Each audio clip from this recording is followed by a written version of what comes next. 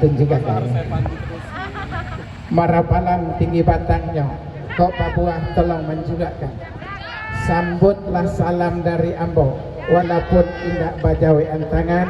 Assalamualaikum warahmatullahi wabarakatuh.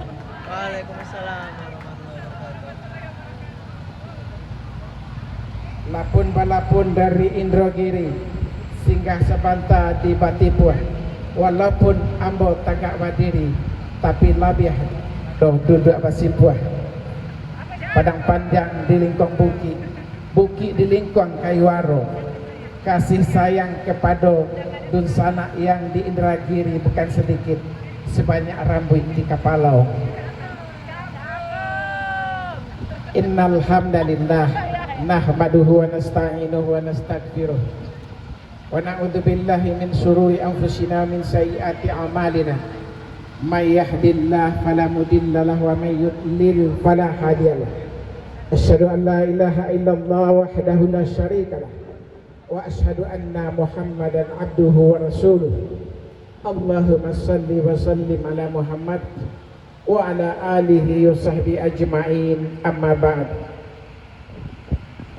Yang berbahagia, yang kami cintai dan kami banggakan, Nimas Alda Rizkia Nimatila yang dikenal dengan Alda, putri kedua dari pasangan Bapak Kemas Denmo dan Ibu Erlina Mustika, dengan Muhammad Zikri Ulhaq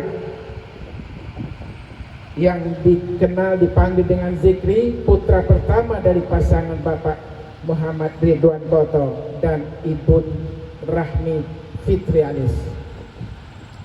Kami mewakili dari keluarga laki-laki pada momen yang sangat baik ini ingin menyampaikan sedikit nasihat dari Rasulullah SAW ketika adanya pernikahan antar dua anak manusia.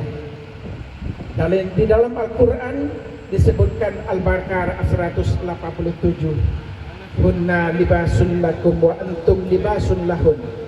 Mereka adalah pakaianmu dan kamu adalah pakaian bagi mereka. Apa makna dari pakaian? Mufassir Ibnu Abbas menyebutkan bahwa pakaian artinya adalah kedua pasangan bisa memberikan saling kebahagiaan.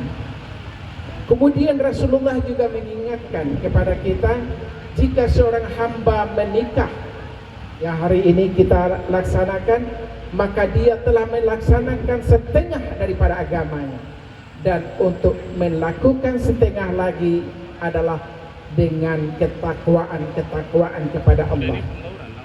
Lebih lanjut Rasulullah juga menyampaikan yang artinya dunia adalah perhiasan dan sebaik-baik perhiasan adalah wanita yang saleh. Al-mar'atu saleh, perempuan yang saleh. Hadis itu diriwayatkan oleh Muslim. Kemudian dalam hadis lain Rasulullah juga mengingatkan ada 3 kelompok yang perlu ditolong oleh Allah, dan salah satunya adalah ketika ada yang ingin menikah dan itu kewajiban Allah untuk menolongnya. Itu disampaikan dalam sebuah hadis yang diriwayatkan oleh Imam Tirmizi. Lebih lanjut, khairukum khairukum wa atafukum fi ahli. Yang paling baik bagi kamu adalah orang yang paling baik dan lembut terhadap keluarganya. Oleh sebab itu, maka momen yang baik ini kami menasihatkan kepada Zikri agar berlaku sebaik-baiknya kepada keluarganya. Karena kemuliaan seorang laki-laki suami itu adalah kemuliaan dia ketika dia bisa berlaku baik kepada istrinya. Kemudian lebih lanjut, ketika Ali bin Abi Thalib meminang Fatimah radhiyallahu anha, Rasulullah SAW dia mengatakan, dia adalah untukmu, perlakukan dia sebaik-baiknya. Jadi intinya adalah suami diperintahkan Rasulullah untuk berlaku sebaik-baiknya kepada istrinya. Kemudian lebih lanjut dalam hadis yang diriwayatkan oleh Imam Tirmizi, isnani wa'jiluhuma Allah fi dunya al-baghy wa uququl walidain. Ada dua dosa yang azabnya adalah di dunia ini juga dibalas sama Allah. Yang pertama adalah durhaka kepada orang tua, dan yang kedua adalah berbuat al-baghy, berbuat aniaya kepada sesama manusia. Dan aniaya zalim yang paling tinggi adalah ketika suami menzalimi, menganiaya istrinya. Oleh sebab itu suami harus memperlakukan istrinya di tempat yang sangat mulia. Kemudian lebih lanjut juga yang terakhir, nasihat untuk juga masih kepada zikri kepada suami, bahwa ma akraman nisa illa karim wa ma ahannahunna illa lain. Tidak memuliakan laki-laki kecuali laki-laki yang mulia, tidak juga menghinakan laki-laki kecuali juga laki-laki yang hina pula. Oleh sebab itu kepada suami untuk memuliakan istrinya, karena laki-laki yang mulia adalah yang memuliakan istrinya.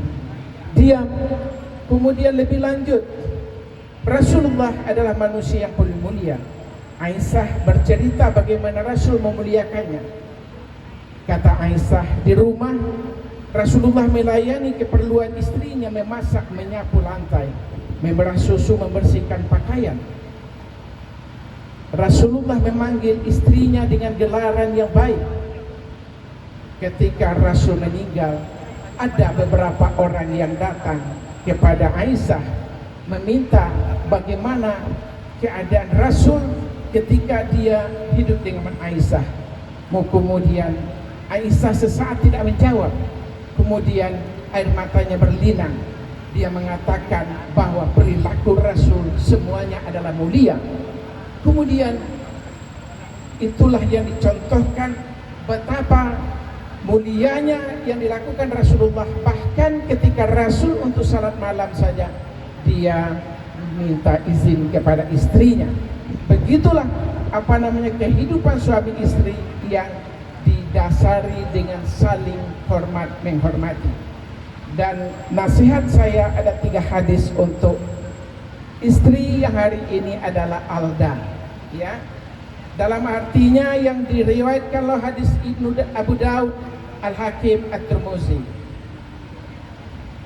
Seandainya aku boleh memerintahkan, kata Rasul, untuk kepada manusia agar mereka untuk menghormati pasangannya, maka akan aku perintahkan istri untuk menyembah kepada suaminya.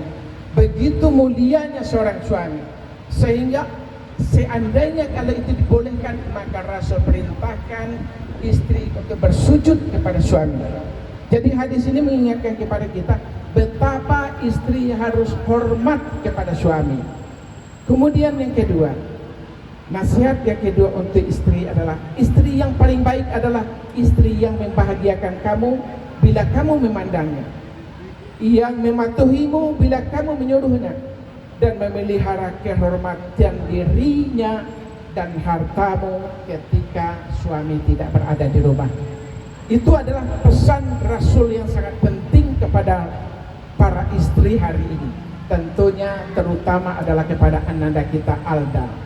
Dan yang terakhir, pesan Rasul untuk Alda adalah dalam sebuah hadis, yaitu ayyuma ram'ati matat wa zawjuha anha radi dakhalal jannah. Bila seorang wanita meninggal dunia, maka sementara suaminya sangat rida kepadanya, maka wanita itu masuk surga. Jadi yang dipentingkan oleh istri adalah bagaimana dia mencari keredaan daripada suami. Karena dengan keredaan suami itu, maka Anda akan dimasukkan oleh Allah ke dalam surganya.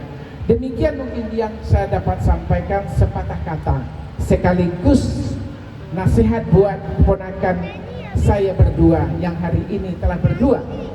Maka marilah kita yang hadir memberikan doa kepada para pengantin keduanya ini, dan kepadanya kita berikan bekal, karena Al-Quran telah menyampaikan, berbekallah kalian, sesungguhnya bekal yang baik adalah takwa. Wa tazawwadu fa inna khaira zadi taqwa. Berbekallah kalian, Karena bekal yang paling baik adalah takwa. Dengan ketakwaan inilah Anda membina keluarga. Dan saya akhiri dengan